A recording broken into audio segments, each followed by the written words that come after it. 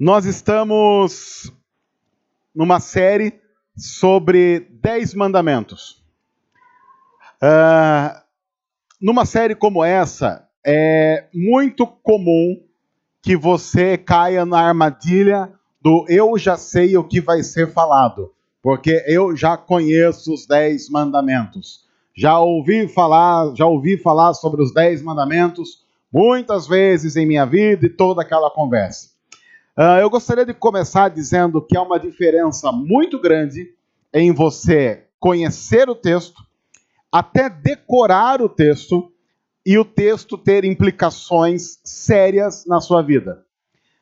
Num ambiente religioso como esse, tanto você que está aqui, como o pessoal que está nos ouvindo pela internet ou assistindo no YouTube, se eu falo no ambiente religioso, gente, como diz o Salmo 23, a maioria das pessoas com um pouquinho de experiência religiosa e com um pouquinho de conhecimento da Bíblia vai saber que quando eu falo do Salmo 23, eu estou falando de um salmo que começa como? Quer ver só? O Senhor é o meu pastor e nada me faltará. Ou então, em algumas versões, o Senhor é o meu pastor, de nada sentirei falta.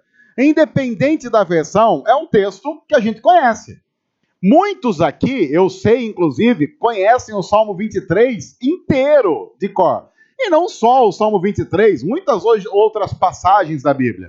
Agora, há uma diferença enorme, brutal, entre você conhecer o Salmo 23, versículo 1, e conseguir colocar em prática o Salmo 23, versículo 1. É muito fácil dizer, o Senhor é meu pastor e nada me faltará. Agora imagine que você chega para trabalhar segunda-feira, e aí você é chamado por alguém que diz assim para você, passa no RH. Uma coisa é o Senhor é meu pastor e nada me faltará. A outra coisa é no caminho para o RH, numa segunda-feira de manhã, com um monte de conta que você tem para pagar e um monte de projeção financeira que você fez para a vida, você ir em direção ao RH da empresa que você está, dizendo, o Senhor é meu pastor e nada me faltará. Eu estou satisfeito em Deus e eu já tenho tudo que eu preciso em Deus. Você pode ter esse texto de cor, concordar com esse texto, saber que é assim mesmo, saber que deve ser assim. A outra coisa é conseguir passar pelo vale da sombra da morte quando nós estamos diante dele. E há inúmeros vales da sombra da morte que nós passamos em nossa vida profissional, familiar. Hoje eu quero dar aqui um testemunho, minha esposa não está aqui, mas eu vou dar um testemunho mesmo assim. Hoje nós estamos comemorando, olha só que beleza, nós estamos hoje, 12 de agosto, comemorando aniversário de namoro. Eu sou uma pessoa muito romântica, né? É uma das minhas marcas, é o romantismo. Já visto o meu gosto por Vando e afins. Então, dia 12 de agosto é o aniversário de namoro. Então, nós estamos comemorando hoje, eu e minha digníssima esposa, 23 anos de namoro. Olha aí que beleza. Quase umas bodas de prata de namoro. Começamos a namorar exatamente no dia 12 de agosto de 1995, depois de muita insistência por parte da minha esposa. Bom, eu estava conversando sobre casamento a semana passada com algumas pessoas e falando sobre isso. Quantas crises a gente passa no casamento? Quem é casado sabe. Tem época no casamento que a gente está dando choque. Um olha para o outro e você não ouve Barry White tocando. Um olha para o outro e assim, o que está olhando? Aconteceu alguma coisa? Há fases na vida em que você pensa, meu Deus do céu, o que está acontecendo? E você passa por elas. E no meio dessas fases complicadas, seja de um casamento, seja de qualquer outro tipo de relação familiar, do trabalho, eu quero ver no meio dela você dizer com tranquilidade, o Senhor é meu pastor e nada me faltará. Estou dizendo tudo isso porque nós estamos diante de um texto que nós corremos o risco de dizer, eu já conheço isso. Eu já sei os 10 mandamentos. Eu sei de cor os 10 mandamentos. Há um outro texto nos 10 mandamentos, um outro versículo, nós vamos ver isso para frente, que diz lá, não matarás. Alguém aqui já matou alguém? Sim, matar nos finalmente mesmo. E eu sempre pergunto isso e depois penso, meu Deus, se alguém fala que sim, dá um rolo, porque aí você tem que fingir, a pessoa não entendeu. Mas se você matou alguém dizendo, né? Você está nos assistindo pelo YouTube, matou alguém? Coloca aqui nos comentários. Deixa o seu curtir, coloca aqui o seu testemunho, quando foi, onde foi. Coloque detalhes, deixa o seu endereço, CPF, RG e procure um advogado. Bom, está escrito lá, não matarás. Qualquer cristão com mínimo de consciência vai dizer, eu concordo com esse texto. Agora, ao mesmo tempo, quantas pessoas você já pensou em matar? E não só pensou, inclusive você visualizou mentalmente. Como é que você faria? Quer ver só hoje? Quantas pessoas hoje você pensou em matar? Hoje? 2, 3, mais de 3, mais de 4, 5. Alguém aqui não pensou em matar ninguém hoje? Já está ainda tranquilo? Mas lembra, não acabou o dia aí, hein? De repente, vamos esperar até meia-noite. Eu não sei, eu fiz uma conta muito básica no culto da manhã, falando sobre isso, e nós chegamos a um número interessante. Olha só, se você, sei lá, tem um dia normal, de repente você quer matar as 3 pessoas num dia normal. Uma pessoa que te fechou no trânsito, alguém que falou alguma coisa atravessada para você e o cônjuge, sei lá. Vamos manter a média aí. Pessoas que você quis matar num dia normal. 3 pessoas por dia. Aí, então, se você pensa em matar 3 pessoas no dia, isso dá, na semana, 21. Vamos diminuir um pouco esse número, vamos arredondar para 20.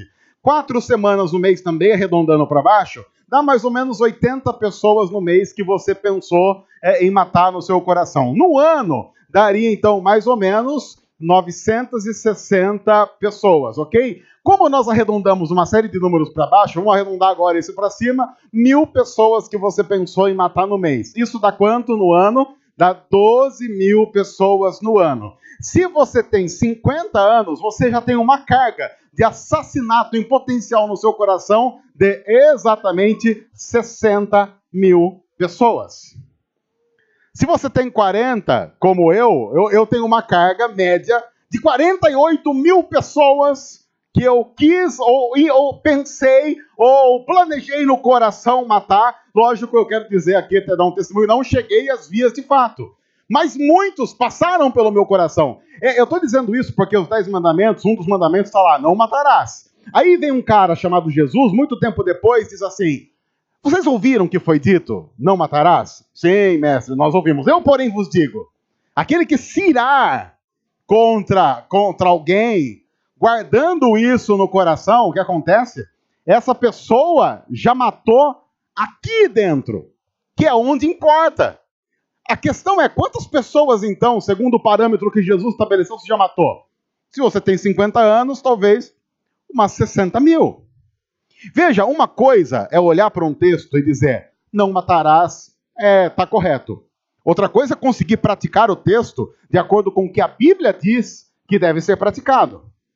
E os 10 mandamentos os 10 mandamentos é um texto recheado de coisas que nós sabemos que devemos fazer, mas simplesmente não fazemos. Na semana passada, nós vimos o primeiro mandamento, Deus dizendo assim, você não terás outros deuses diante de mim. Você não terá outros deuses além de mim. E o texto fala da fabricação de ídolos em nosso coração, de como nós naturalmente somos idólatras, como nós construímos outros deuses e como nós precisamos deles, inclusive para nos sentirmos seguros em muitas áreas da nossa vida. O segundo mandamento, que é para onde nós vamos hoje, está intimamente ligado a esse primeiro. Êxodo 20, do versículo 4 a 6, é o texto que nós veremos nessa noite, diz exatamente o seguinte, o segundo mandamento, não farás para ti nenhum ídolo, nenhuma imagem de qualquer coisa no céu, na terra ou nas águas debaixo da terra. Não te prostrarás diante deles e nem lhes prestará culto, porque eu, o Senhor teu Deus, sou Deus zeloso, que castiga os filhos pelos pecados de seus pais até a 3ª e 4ª geração daqueles que me desprezam. Mas trato com bondade até 1000 gerações aos que me amam e guardam os meus mandamentos. Presta atenção no início do segundo mandamento. O texto diz exatamente o seguinte: não faça, não fabrique, não materialize nenhum ídolo. O que o texto e o segundo mandamento, que está ligado ao primeiro, está dizendo é: há no coração humano uma série de ídolos. E a tendência que nós temos é de materializar esses ídolos. E o ídolo, então, passa a ser nada mais, nada menos do que uma projeção de nós mesmos numa imagem. No entanto, nós que estamos inseridos numa cultura católico-romana, temos a tendência de olhar esse texto apenas pelo viés de uma idolatria a imagens feitas a fim de um culto público, imagens de escultura. Mas, se nós olharmos com atenção para esse texto é muito mais profundo do que simplesmente isso. E para isso nós vamos precisar de fazer alguns exercícios práticos e sinceros com relação à nossa própria vida. Veja, o primeiro mandamento, vamos lembrar, diz: não tenha outros deuses. Cuidado com os ídolos que estão no coração. O segundo mandamento diz: não materialize nenhum dos ídolos que estão no seu coração. Não faça com que esses ídolos tomem forma. Mas qual forma? Porque nós, de novo, reduzimos isso a imagens de escultura. Mas olha o que o texto está dizendo. Você não vai fazer nenhuma imagem de qualquer o quê? Qualquer coisa. Qualquer coisa no céu, na terra ou nas águas debaixo da terra. O texto está dizendo que você não pode fazer nenhum tipo de imagem. Inclusive, teríamos que fazer uma revolução cristã contra as artes, contra as manifestações culturais, contra a escultura. Não, nada disso. Porque o início do texto diz: não faça, não fabrique, não materialize nenhum ídolo. Tenha ele a forma que tiver. O que o texto, de novo, está dizendo é: você, naturalmente, tem a tendência, por causa do pecado, de ter outros deuses. E, naturalmente, a tendência de materializar esses deuses em qualquer forma. Por exemplo, talvez a gente possa materializar os nossos deuses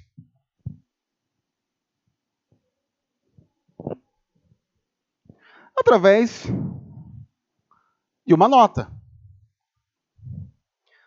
Isso pode ser simplesmente uma nota de R$10. Ela tem uma forma. Ela tem uma geometria. Ela não sai do nada, ela foi fabricada. E a questão é que isso pode ser simplesmente uma nota, uma cédula, que você vai usar para fazer comércio, para fazer escambo, para comprar algo que uma outra pessoa produziu e que você precisa. Mas, ao mesmo tempo, isso pode ser nada mais, nada menos do que uma imagem de escultura e a materialização de um ídolo que toma conta do coração humano. Amanhã, segunda-feira, e desculpa até lembrar você que daqui a pouco é segunda-feira, mas amanhã é segunda-feira, você vai acordar. E aí você vai fazer aquilo que seres humanos têm feito desde que segunda-feira é segunda-feira. Você vai trabalhar. Eu quero fazer uma pergunta para você. Quantas horas você vai trabalhar amanhã? Diz aí, quantas horas mais ou menos você vai trabalhar se amanhã for um dia normal? Quantas? Diz aí, dá o seu testemunho de fé de quantas horas você vai trabalhar amanhã. 10 horas. Começando às 7, olha aí, sol nascendo, já vai ali. Na verdade, você vai acordar antes do sol nascer, porque para estar no trabalho às 7, nós esperamos que você não acorde 10 para 7. Então, para estar no trabalho às 7, você acorda às 5h40, ok? 1h20. Você mora muito longe do trabalho, no caso. Até acordar, café, yoga, aquela coisa demora, é um processo. Então você entra no trabalho às 7 e até até às 17 horas. E nós falamos um pouco sobre isso, mas também, veja, não é só isso, também tem a parte boa. Você vai parar para o almoço. Almoço de 1 hora. E 1 hora, gente, dá para você comer, dá para descansar, dá para ir ao banco, voltar, dá para fazer a siesta, dá para fazer um monte de coisa. Veja, 10 horas, saindo de casa cedinho, tendo que acordar às 5h40, às 5h40 ainda está noite, eu gostaria de lembrar isso. Então, acorda, ainda está escuro, você vai chegar em casa provavelmente 5h30, 6 horas, é isso? Vai para academia depois. Mas a academia não conta. Mas, falando em sofrimento, a academia conta. Eu acho que aí conta. Ainda está na parte de Deus pesando a mão sobre a sua vida. Mas aí veja, 10 horas de trabalho. Quem aqui vai trabalhar mais do que 10 horas? Agora gerando aqui aquela disputa de quem vê, quem trabalha mais. Quem aqui vai trabalhar mais que 10 horas amanhã? Ninguém? Mais que 10 horas, vamos lá. Começa às 6. Ô, louco, parece que temos alguém acordando muito tarde aqui. Alguém que estava se gabando, porque, eu entro no trabalho às 7, mas nós temos aqui alguém que entra no trabalho às 6, e que para entrar no trabalho às 6 acorda às 5. E até às 8h30 da noite. E para o almoço? Quanto? 2 horas de almoço? Mas aí... Não, mas aí já virou relaxo, Brasil. 2 horas. É por essas e outras que o país não vai para frente. O pessoal não ajuda o Temer. Não dá, gente. Vamos ter menos hora de almoço para ajudar o Temer. Vamos movimentar aí a economia. O Teté disse de manhã, a projeção do PIB caiu de novo. E a gente não vai conseguir fazer a projeção do PIB subir nesse país com as pessoas almoçando 2 horas. Tudo bem que acorda às 5 da manhã, entra no trabalho às 6, mas vamos ajudar. Vamos, quem sabe, menos almoço, vamos esticar até 8h30. Vamos esticar até as 10 aí. Não, o que é isso, Brasil? Vamos fazer alguma coisa. Alguém mais? Eu acho que vai ser difícil agora. Alguém vai trabalhar esse tanto com menos almoço? Alguém vai assumir um compromisso, eu a partir de agora, então, realmente, só para ganhar disputa, porque tem gente que não importa, ele quer ganhar desculpa, mesmo que seja ruim. Conheci uma pessoa que se você tinha pneumonia dupla, ela ficava triste de não ter 3 pulmões só para ter uma tripla. Ela quer ganhar, não importa qual é a desgraça. Há problema em você trabalhar? Não, pode trabalhar à vontade, trabalhar não é nenhum problema. E você ganha um salário por causa disso. Agora, outra coisa importante a respeito de trabalho. Quem aqui acha que ganha o suficiente ou até mais do que merecia ganhar? Do tipo assim, não, eu realmente amanhã, inclusive, eu vou chegar pro meu patrão e vou pedir um desaumento de salário. Vou pedir um desaumento porque eu estou ganhando X, eu não mereço ganhar X. Eu vou chegar lá e falar, olha, desculpa, senhor patrão, eu até agora estou trabalhando aqui, estou ganhando 3 mil reais, eu gostaria de passar a ganhar 2 mil reais. Porque eu realmente, a grande maioria de nós trabalha e sabe que por uma série de fatores, inclusive pela condição financeira da crise financeira em nosso país, nós exercemos uma função que merecia ser melhor remunerada. Mas não é. Porque uma grande parte das pessoas que está trabalhando hoje está dando graças a Deus pelo simples fato de ter trabalho. E não está discutindo qualquer outra coisa, do tipo, se tem trabalho, fica no seu canto quieto, que tá bom. Tem muita gente vivendo isso. Então, trabalhando muitas horas, num trabalho que você sabe que não está sendo muito valorizado, pelo menos não tanto quanto deveria, fazendo com que você fique horas preciosas longe das pessoas mais preciosas da sua vida, que são os seus familiares. Em tese, não há um grande problema com relação a isso, a não ser com relação ao objetivo. Se você faz tudo isso simplesmente para ganhar dinheiro ou para ter dinheiro, e esse é o objetivo final que faz você acordar na segunda-feira de manhã e dormir tarde, almoçar correndo, ganhar menos do que você sabe que mereceria ganhar pelo trabalho, Se você está fazendo tudo isso apenas para ter isso que eu tenho na minha mão, então, obviamente, nós estamos devotando o melhor do nosso tempo, o melhor dos nossos esforços, o melhor dos nossos sonhos e projetos à materialização de um ídolo que está dentro do nosso coração, infringindo de maneira muito clara o segundo mandamento que diz: não materialize, não faça, não produza nenhuma imagem de qualquer coisa pela qual você possa se devotar. O segredo, então, é pegar e dizer: então nunca mais vou colocar dinheiro na mão. Não! O problema não é você ter dinheiro na mão, e o problema também não é você ter dinheiro no bolso. O problema é você ter dinheiro no coração. Porque dinheiro no coração comanda as ações. E o que nós precisamos ter é o real ídolo em nosso coração, que é somente Cristo Jesus. E todas as outras coisas estarem debaixo do senhorio dele. E nós vamos fazendo isso com uma série de outras coisas. Com uma série de outros instrumentos que nós vamos materializando em nossa vida. Tem muita gente que trabalha porque ele precisa comprar um carro. Porque há um carro dentro do coração dele e há um carro dentro dos sonhos dele. E como aquilo se tornou um ídolo, ele precisa desesperadamente materializar aquele ídolo, mais uma vez indo contra o segundo mandamento. Há muita gente que trabalha como um louco porque precisa comprar a casa Y.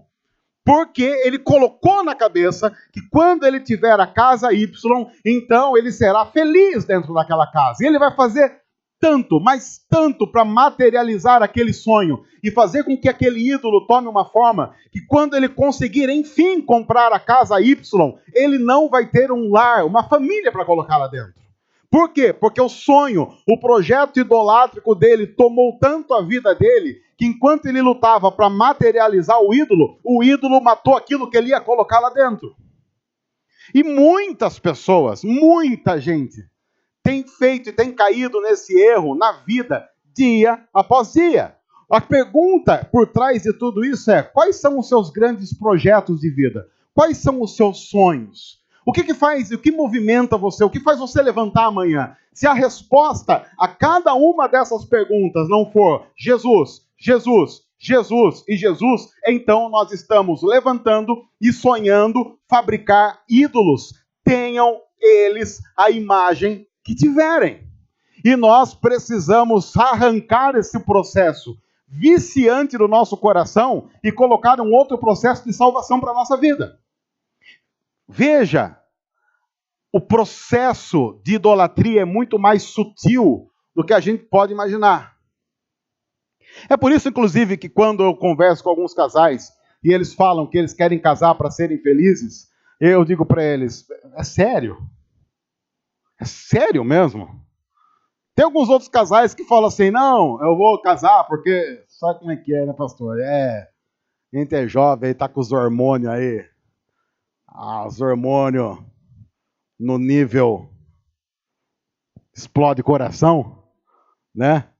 E aí a gente quer casar para não fazer umas besteiras, aí a gente vai casar. Aí eu falo: então você vai casar porque você quer fazer sexo. É. Conto eu ou contamos nós? Os casados aqui. Gente, peraí. Para o mundo que eu não entendi em que ponto aqui aconteceu uma coisa. A pessoa chega e fala que quer casar para fazer sexo. Eu penso comigo: mas será que não é o contrário? Falou: aí, gente, eu acho que tenho para mim, e você também que está nos assistindo aí pelo YouTube, mande seu recado para Nando. Não vou fazer isso. Ídolos. Vamos construindo ídolos e precisamos deles para movimentar a nossa vida. Mas esse é um processo que quebra de maneira muito clara muito do nosso relacionamento com Deus. O que você precisa para ser feliz? O que acalma você? Ou o que enerva você? O pastor Tim Keller diz com razão que aquilo que mais causa nervoso em nós, ou que mais nos acalma, ali está revelado o nosso Deus. Se você fica nervoso porque não tem dinheiro, e fica calmo quando tem dinheiro, claramente o dinheiro é o seu Deus. E nós deveríamos colocar isso debaixo e diante da cruz. E lutar contra esses processos. Mas o texto continua. Você não vai se prostrar diante dele, não vai prestar culto. Quando nós falamos de prestar culto, a gente pensa, eu vou parar o momento do meu dia para me prostrar diante daquilo. Culto tem a ver com expressão de devoção.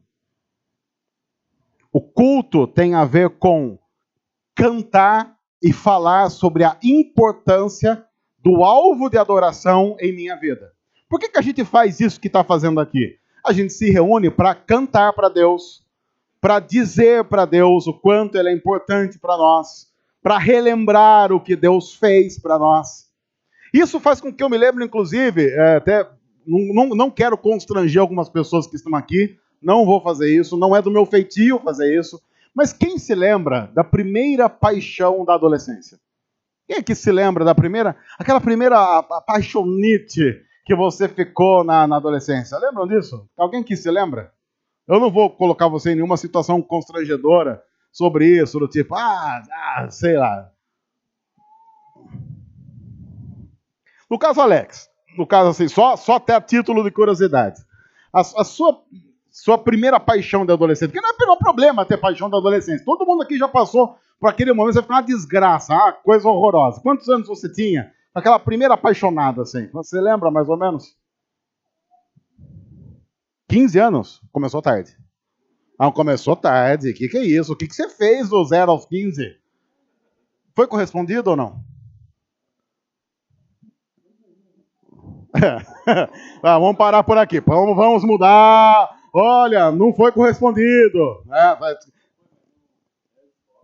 Na escola acontece muitas essas coisas, não, né? Mudou de escola, aí separou, nunca mais, sofreu, chorou? Chorou ouvindo, sei lá, rádio, Scorpion. Não chorou? Não. Alguém aqui quer contar um testemunho de alguma paixão da adolescência, que sofreu muito, aquela angústia? Casal de adolescente é uma desgraça, porque você vê a pessoa apaixonada, porque nós fizemos uma média de manhã, e a média de primeira paixão foi 12 anos. A primeira apaixonada foi com 12 anos. A pessoa fica insuportável, só fala daquilo. Você olha para a cara da pessoa, você fala assim, Mãe vê muito disso, né? A mãe olha pro filho lá, 12 anos, a filha fala, porque como que você nota? Você nota assim que às vezes a pessoa fica quieta na mesa, jantar em família, aí ela faz assim. A pessoa fez isso. Inclusive você, minha irmã, meu irmão que está assistindo. Seu cônjuge fez isso, você já dá fica ali atento. Aí o pai já olha e fala, o que está acontecendo aqui? O que é isso? O que está acontecendo? Não é? E aí a pessoa começa a ter lá as bitocas da vida. Só fala nisso, uma desgraça. Por quê? Porque nós falamos sobre o alvo das nossas ambições. E quando nós estamos na adolescência e não temos ainda o psique totalmente formado, aquela loucura adolescente, nunca vai ter também.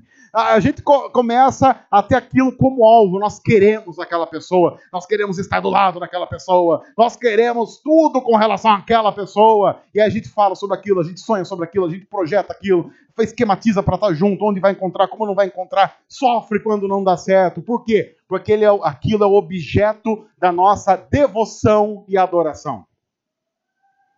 Salvaguardada todas as devidas proporções.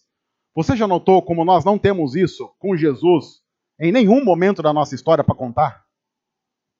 Porque muitas vezes eu encontro gente dizendo assim, mas pastor, eu preciso ficar falando de Jesus todas as vezes? Geralmente a pessoa que pergunta se precisa ficar falando de Jesus sempre é alguém que está querendo alguma desculpa para falar nunca.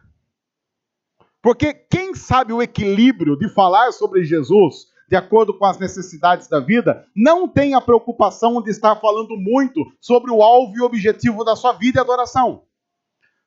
Se é verdade o que a Bíblia diz, e nós cremos que é verdade, que a boca fala do que o coração está cheio, Então, o simples fato de nós não falarmos a respeito do nosso Salvador e não testemunharmos a respeito dele, diz algo muito sério sobre o nosso coração. Porque quando a Bíblia diz que a boca fala do que o coração está cheio, ela não está falando de uma programação que você faz para que saia pela boca algo que está dentro. Ela está dizendo, é natural que seja assim. Isso simplesmente acontece. Se você já conversou com alguém que é muito ligado a alguma coisa que ama, você sabe, aquela pessoa simplesmente, com naturalidade, fala do objeto da sua adoração.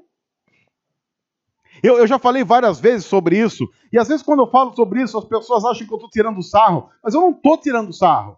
E eu digo isso como alguém que torce para esse time. O corintiano, ele é marcado por ser alguém que fala muito sobre Corinthians. E eu sei, por ser corintiano, mais do que os outros times.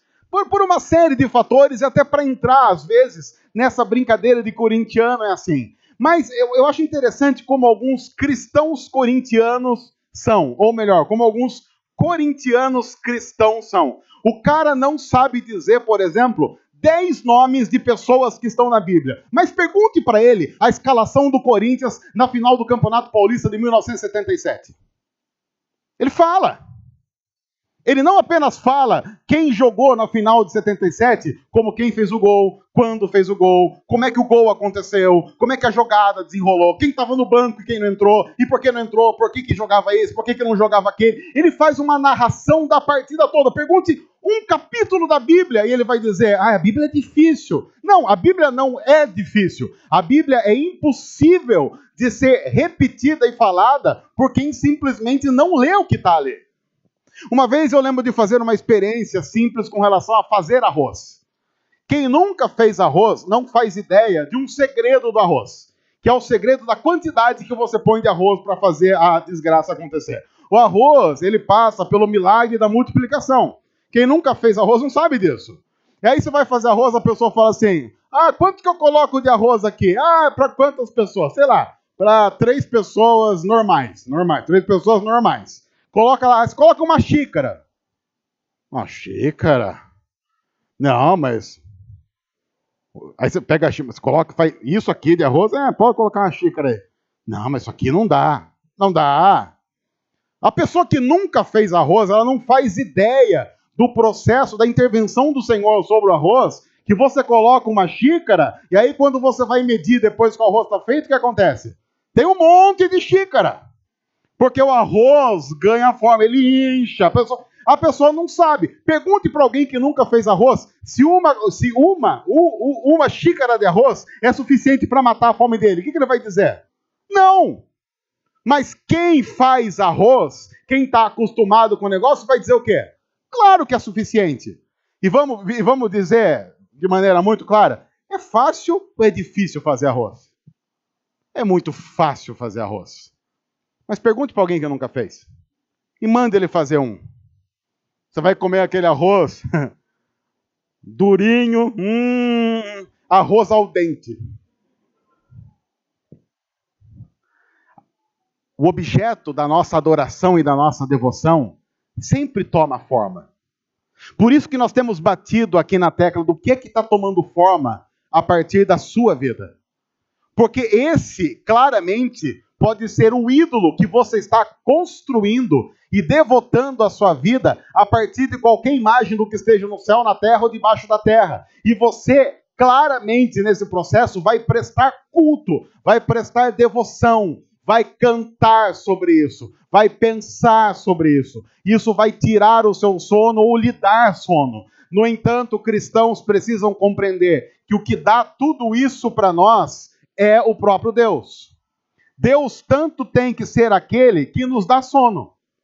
É por isso que você tem Davi, um cara que estava sendo tremendamente perseguido, e não perseguido por qualquer pessoa, porque uma coisa é o colega de trabalho perseguir você, outra coisa é o exército de uma nação perseguir você. E quando Davi escreve isso que ele escreveu, ele estava sendo perseguido pelo exército da nação onde ele estava vivendo. Ele era um cara jurado de morte pelo rei. Então ele estava sendo perseguido pela elite da elite da elite do exército da sua época.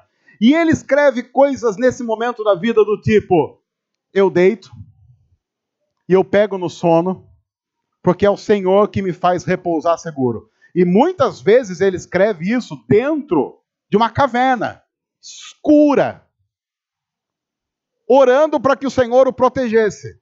Num dos momentos da vida dele, o rei inimigo entrou na caverna em que ele estava escondido. Ele entrou lá, segundo a Bíblia, porque ele sentiu necessidades fisiológicas. Ele foi lá fazer um totozinho.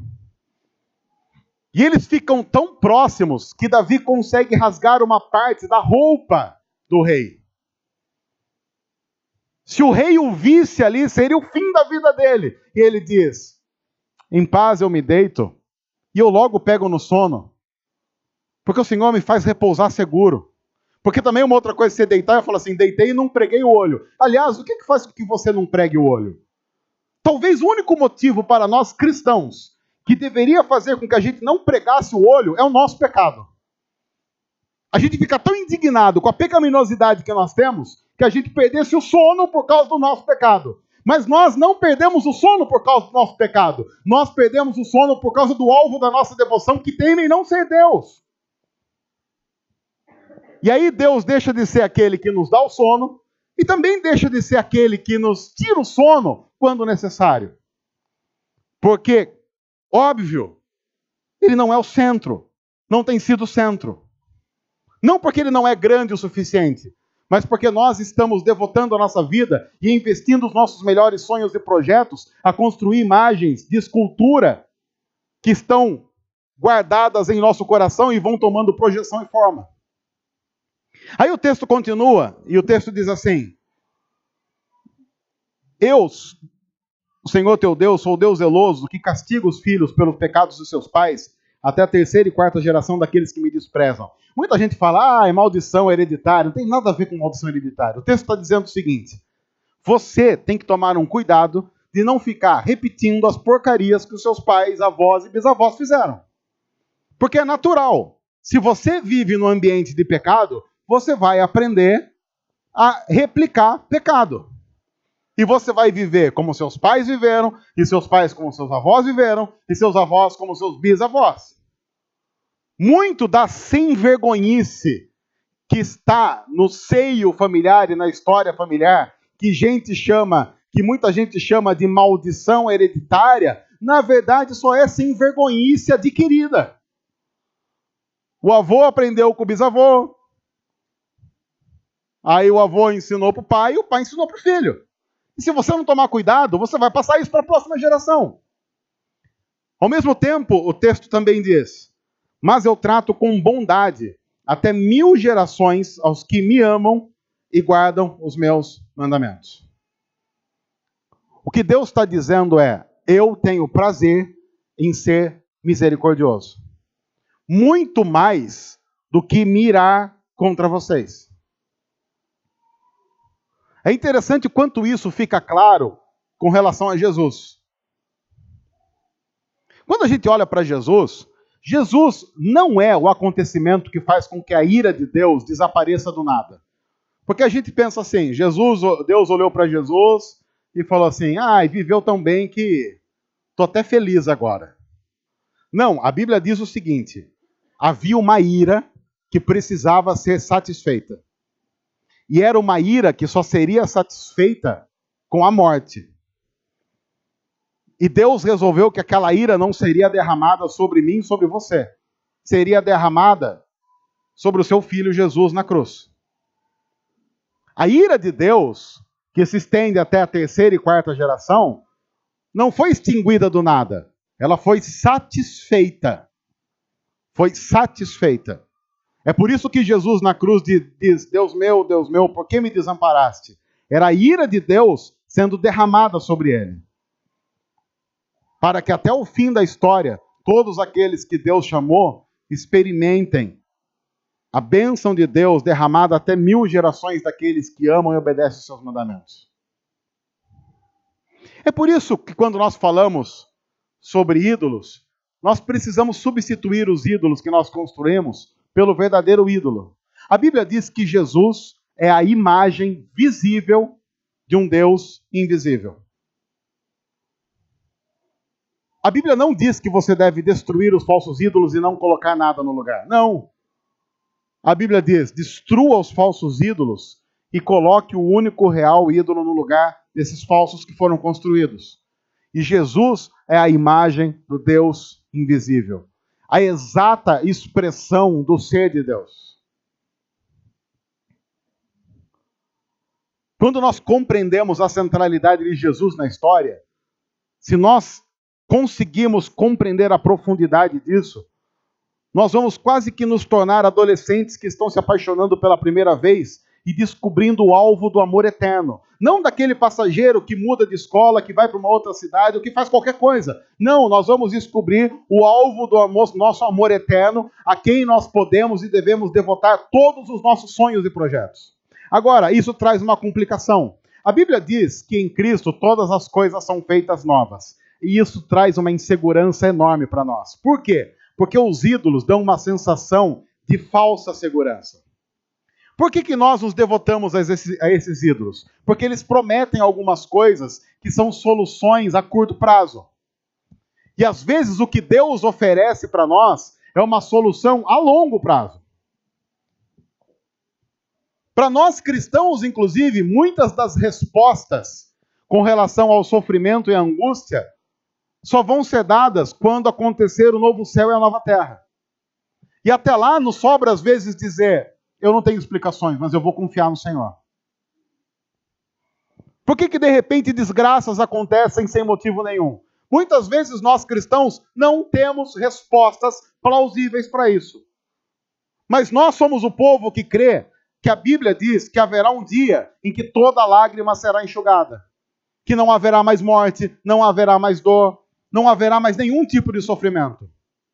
Nós somos o povo que não precisa, inclusive, ter todas as explicações plausíveis para satisfazer a necessidade humana de respostas. Mas, ainda assim, nós somos o povo que confia no Senhor até a morte. E que sabe que mesmo que a morte chegue, o Senhor ainda estará ao nosso lado e será o nosso Deus. Isso traz para nós uma expectativa totalmente diferente daquela que nós temos ensinados a viver pela nossa cultura. O que a nossa cultura diz para nós? Se você não tiver garantias financeiras, o seu futuro tá perdido. Isso não é verdade. Não é verdade porque tanto pessoas que têm reserva financeira como pessoas que não têm reserva financeira têm a mesma garantia de futuro uma da outra. Ou seja, de verdade, nenhuma. Nenhuma se as esperanças forem colocadas nisso. Porque pense na loucura dessa coisa toda. Quem não está conseguindo guardar dinheiro para garantir o futuro, está fazendo o que nesse exato momento? Investindo seus melhores dons e talentos para ganhar dinheiro e para aumentar a renda para garantir o futuro. Não é isso que geralmente se faz? Eu não consegui garantir o meu futuro ainda, então eu preciso trabalhar mais, preciso me dedicar mais, preciso produzir mais, e fazer mais, e mais, e mais. E quem está conseguindo? Está fazendo o quê? Quem está conseguindo está fazendo assim, está dando certo. Então o que eu preciso? Eu preciso um pouco mais, me esforçar um pouco mais, porque se eu já conseguir X, está na cara que daqui a pouco eu tenho 2X. E aí talvez, quando chegar o fim da minha vida em que eu vou poder descansar, eu não vou precisar passar 10 dias em Peruíbe, eu vou para Dubai. Então, enquanto isso não acontecer, eu vou trabalhar um pouco mais. Veja, o ídolo sempre vai dizer na manhã do seu coração, apenas mais um pouco. Amanhã você para. E amanhã ele vai dizer, pare amanhã. E depois de amanhã ele vai dizer, pare amanhã. Até que chegar um dia em que será o seu último dia de vida e ele dirá para você, idiota. Ou então, como um tal Jesus disse de um cara que construiu grandes celeiros. É interessante essa história de um cara que construiu grandes celeiros. Sabe por quê? Porque a Bíblia diz que ele plantou e a colheita foi muito boa. Mas ele tinha celeiros. Talvez fosse óbvio na história você dizer assim, ele encheu os celeiros que tinha e o restante, sei lá, ele doou, Ele abençoou outras pessoas, abençoou a vizinhança, abençoou outros familiares, sei lá. Mas não, ele teve uma colheita muito acima das suas expectativas e de suas possibilidades. Então o que ele fez? Ele construiu outros maiores celeiros e encheu outros maiores celeiros. Lembre-se, ele já tinha os seus celeiros, ele já tinha a noção do que ele precisava. Mas quando nós estamos falando de ídolo, nós nunca temos o suficiente para satisfazer os ídolos do nosso coração. Então qual era o ídolo que ele precisava construir? Um celeiro maior, porque ele precisava de um Deus maior, porque o alvo da sua vida era encher os seus celeiros.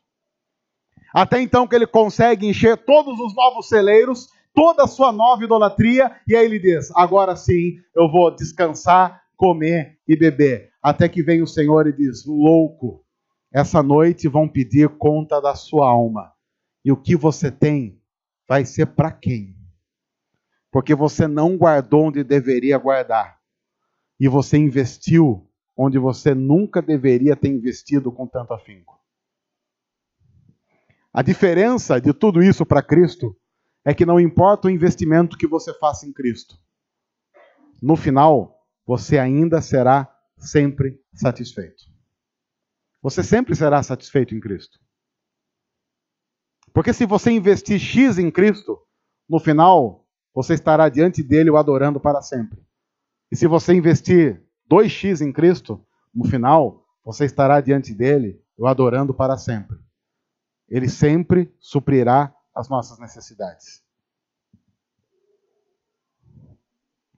Quando nós terminarmos esse culto, nós vamos sair daqui e a cultura vai nos massacrar, dizendo, não, construa ídolos, você precisa deles.